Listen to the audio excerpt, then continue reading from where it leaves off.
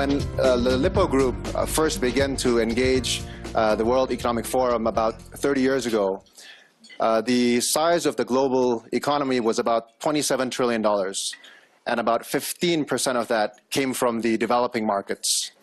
30 years later, that 27 trillion has grown to be about 70 trillion, and about half of that is coming from the developing markets.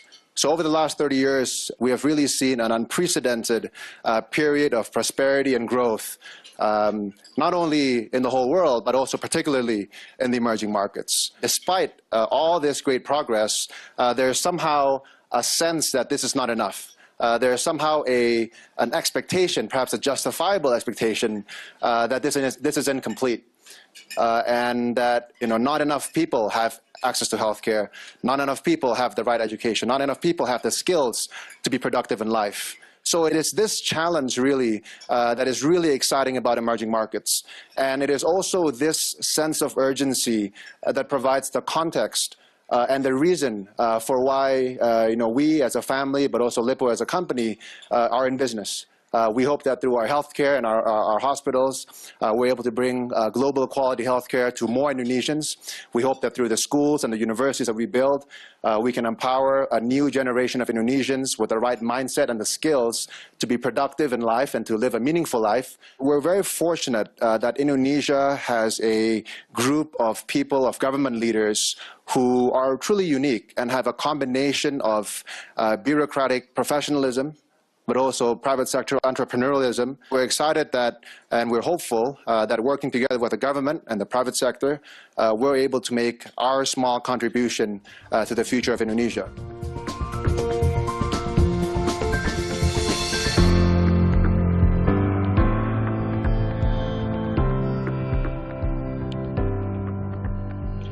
Good day, everyone. I'm Ron Insana. Welcome to the Lippo Davos Lunch Dialogue. We're here at the World Economic Forum's 2014 annual meeting. And today we're sitting down to talk about whether or not emerging markets are prepared for further Fed tapering and other events around the world that could affect their outlook in the days and weeks to come.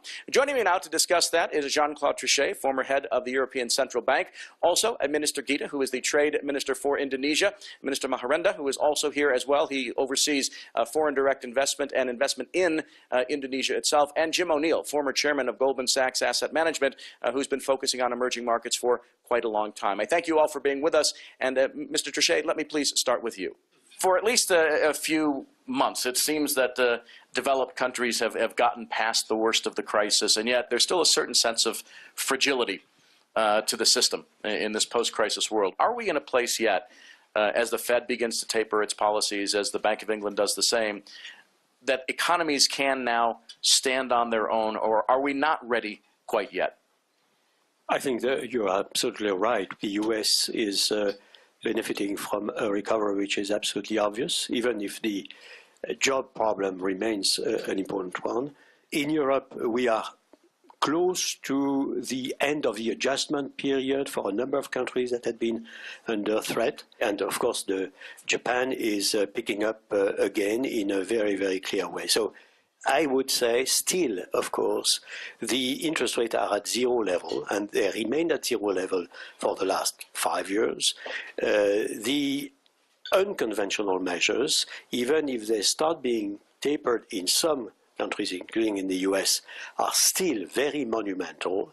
And in a way, there is an element of artificiality which has to be fully taken into account. So I would say what is being done is good.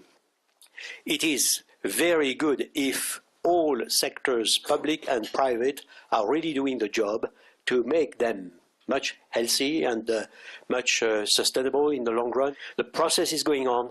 It's not achieved by far, and we have a lot of hard work to do. No time for complacency, in my opinion, in any advanced economy, and particularly, certainly no time for complacency in Europe. And then, Minister Gita, with respect to emerging markets, which this year were supposed to take over and drive economic growth as the developed economies settled in to a more stable trajectory. Yet in the first part of 2014, we're seeing a great number of disruptions. They can be either political or economic disruptions are taking place. What seems to be going on that has suddenly gripped emerging markets? With regards to the emerging markets, I wouldn't consider them diverging. from how we would be behaving in the past. I still see emerging markets being able to benefit from what I have seen and what I'm seeing from a global economic recovery standpoint. Just to give you a bit of a flavor, if we looked at the Indonesia trade standpoint, the export of non-oil and gas, from a volume standpoint, it actually went up by 33%. vis-a-vis the year before. And the 33% is actually a higher percentage compared to the percentage of increase in 2011, which was the hay year. Now, I think this is highly attributable to what we're seeing in terms of the economic recovery in the US, in Japan, and in Europe, to whatever extent it may be. And we're seeing China, India, and some of the other large developing countries, I think, being a lot more optimistic about the economic recovery that's happening in some places. Now, we're not seeing oil price picking up like we would have seen. We're not seeing gold prices behaving unstably as we would have seen. So I would put some belief and premium into the fact that there's stability in some sectors. I think there needs to be a bit of a pickup in perhaps inflation or interest rate, and that I think would be good in the mid and long term.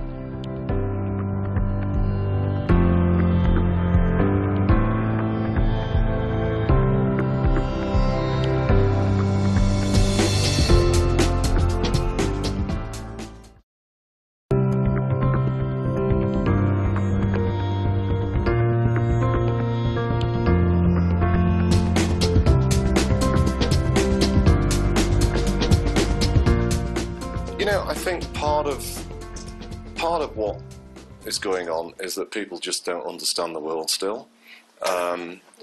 You know, some of the nonsense I've read about China is quite extraordinary. China slowing down to this, you know, this dramatic slowdown and the obsession of focus about its debt problem. Probably hardly anybody in this room realizes that at the end of last year, China's economy has now become $9.2 trillion. The end of 2008, it was $4.5 trillion.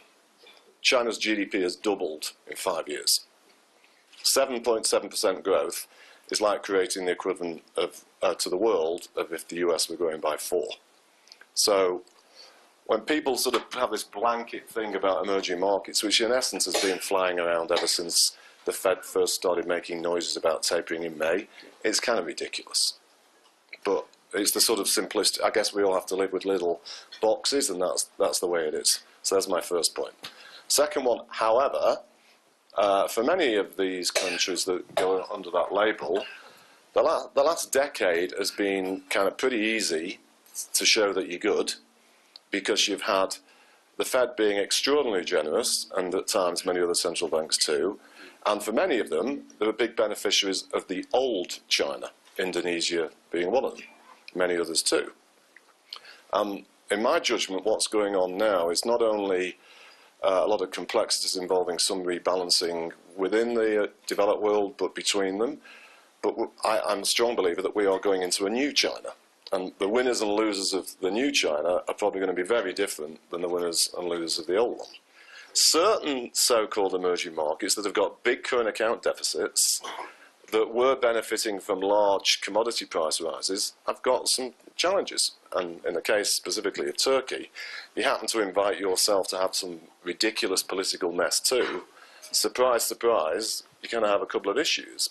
And Minister Mahendra, with respect to that, and Jim, who is known for having created the acronym BRIC, Brazil, Russia, India, and China, and I'll let him expound upon this a little bit further, is now talking about Mint.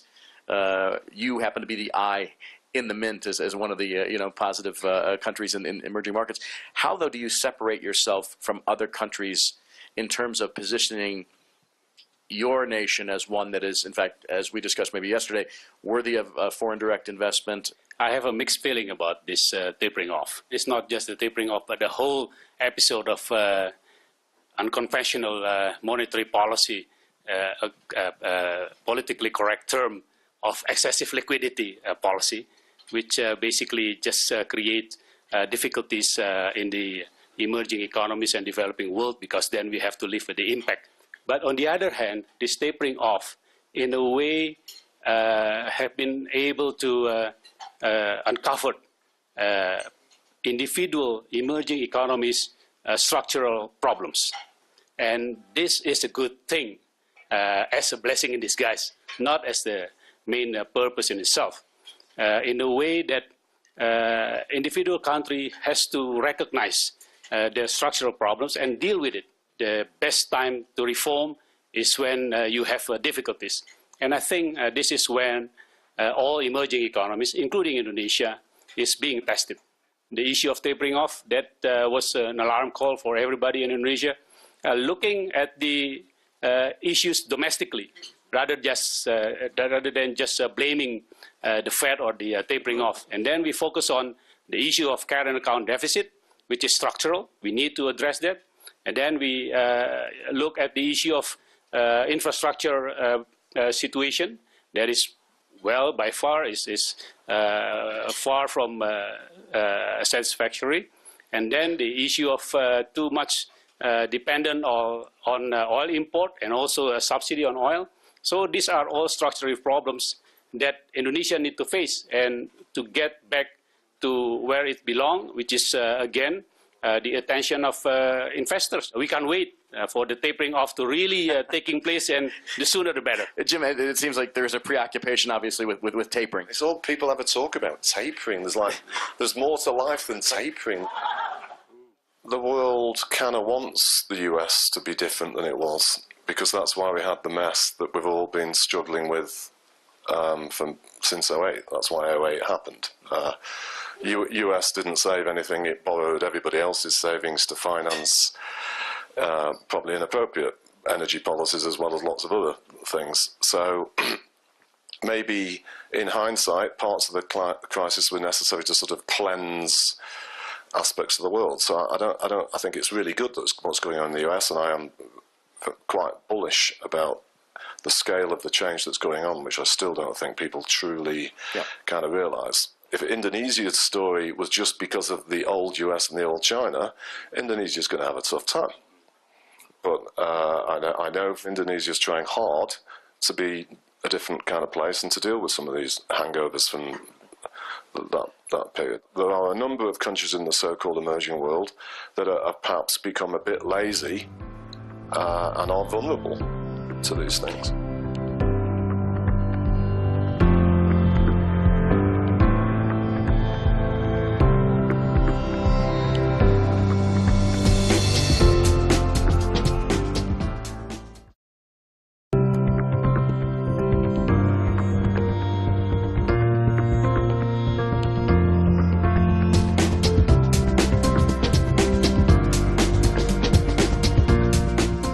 With respect to old and new, is there an old Europe and new Europe now? You've gone through not only our crisis, but then the sovereign debt crisis subsequent to that. Is the same type of purging and the same type of structural reform going on meaningfully enough that Europe can also grow its way out of this problem? I think you certainly have an entirely new Europe as regards the new governance. But Europe is a historical process. Europe is always in the making. And in my understanding, the mistake which was made by a number of observers was to think that Europe would not be resilient at all. Europe has been fantastically resilient. I give you only two examples. The euro has never been into question on the exchange market. When everybody, and the title in the headlines was, the euro, they do that to save the euro is about to collapse. Never a sign of, since Lehman Brothers, nothing on the euro. And as regards the euro area, again, it was true that there was immediate and grave threat of change, dramatic change in the euro area composition, with some countries leaving perhaps. But all taken into account, the 15 that were in the euro area at the Lehman Brothers moment remain in the euro area, and 3 new countries entered since Lehman. And we are 18 now and not 15. And it doesn't mean that the Europeans should be complacent. Minister Gita, with respect to the rather optimistic outlook we hear, but what's happened in the last several days smacks me as at least being a warning sign that we could see some sort of imbalance emerge that might destabilize temporarily. Is there anything that really captures your attention as being worthy of note? I think we've just got to make sure that this liquidity that's so rampant doesn't dry up too quickly, right? Because if it does, then I think it's going to be not only net bad for us, but for the U.S. and the other developed markets. And I think there's a recognition by the U.S. that the tempo of adjustment has to be at the right tempo. And I think a strong U.S. is good for the rest of the world, but a strong developing market or markets would be good for the U.S. I'm not, of the belief that the last few weeks' worth of symptoms that we're seeing are indicative of, a different scenario. I think, I usually see, gold prices, oil prices as indicators of whether or not things are going to go more stably or less stably. And we're not seeing any of that. And we're seeing a pickup in exports of non-oil and gas products from countries like Indonesia and other large developing countries. Now, for the next few years, our largest trading partners are going to be China, Japan, and India. Not the US, not the European Union. So we've just got to make sure that China and Japan and the other large Asian countries would grow, in a robust manner. And I think they have a chance at doing that. What Indonesia needs to do is to get on a world stage in the context of being a global brand or having a global brand. And we need to have a global brand in terms of being able to manufacture something. And I think the simplest illustration is our ability or needed ability to produce or manufacture a handphone, which is easily going to be consumed by 250 million Indonesians. Then that will set the tempo for Indonesia to be on a global stage in a different way. But until then, I think we're going to be relying a lot, on our trade, on some of our big neighboring countries. And I think China is likely to be or stay as a robust economy for a few years from now.